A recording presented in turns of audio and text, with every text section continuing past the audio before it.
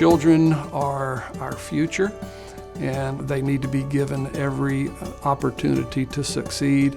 There's always hope for change, for improvement, for the benefit of the children. When you're a foster child, you go through so many different homes and you just always see different faces. So it feels good to have someone who is by your side through everything. We are the one constant in the child's life that they can depend on, that they know is going to come and see them and check on them and want the best for them.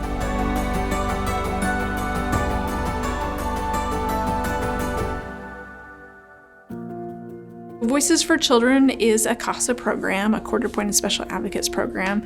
We train volunteers from the community to serve as advocates for children in foster care.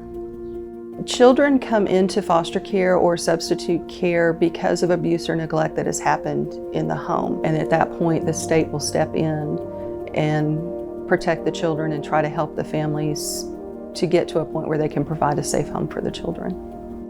I worked as a Child Protective Services caseworker. When I left, I had approximately 75 children on my caseload. It was unrealistic to be able to meet the needs for those children. And you want to make sure you always have the strongest team possible. And I feel like it's not a team for the kid without CASA, because that CASA person is that support system, that more away from the paperwork, kind of like a fairy godparent, so to say, that protects you in the courtroom. The CASA role acts as the guardian ad litem. That is a legal position that they're assigned by the court. And during that child's time in foster care, a CASA is conducting an independent investigation of the situation alongside the CPS caseworker. And so therefore we're formulating our own opinions about what should happen. We're formulating our own recommendations to the judge. That child is too important to be left exclusively to professionals. It's a very valuable service to have a person who is not beholden to anybody come into court and speak their mind. I think it's important to have someone who is willing to see the hard things that these kids are going through.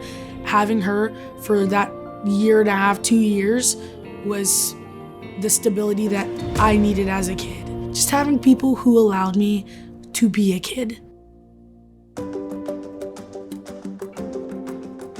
So one thing I think it's important to know about the work that we do is it's not government funded. 60% of the funds that we need to operate this organization come from individual donations. So if we served 100 kids, 60 of those would not have been served had we not had community support in the form of monetary donations. The corporate world, the business world, we are the people who actually have the means to fund organizations like Voices for Children. And I think it is a responsibility of the corporate world to take care of our kids. Aggie Line Credit Union has been supporting Voices for Children for over 10 years. There is no greater cause than helping the children that are our future. Even if being a CASA is not for you, maybe it's not the right time of your life, maybe it's just not the right personality fit, there's so many other ways to help these kids. Obviously, if you can help with money or resources, I mean, these kids a lot of times come in with nothing.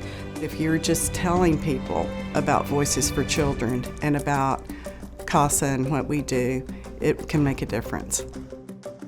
This is a cyclical problem, child welfare in America. You know, how we treat children and the environments we create for them affects how they are as adults.